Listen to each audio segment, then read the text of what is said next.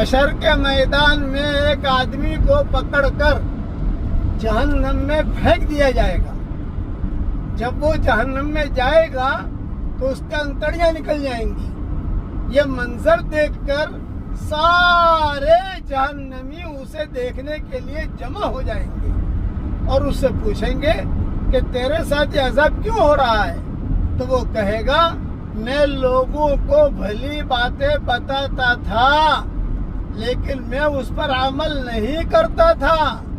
میں لوگوں کو بری باتوں سے روکتا تھا مگر میں رکتا نہیں تھا، اس لیے یہ عذاب ہو رہا ہے. یہ مضمون بخاری شریف میں بھی ہے، مسلم شریف میں بھی ہے. اس لیے اگر ہم لوگوں کو بھلی باتیں بتائیں تو خود بھی عمل کریں، اور اگر لوگوں کو بری باتوں سے روکیں تو خود بھی بچیں. اللہ تعالی ہم سب کو عمل کرنے کی توفیق عطا فرمائے اور اس قسم کے عذابوں سے اللہ ہم سب کی پوری حفاظت فرمائے. کہیے آمین.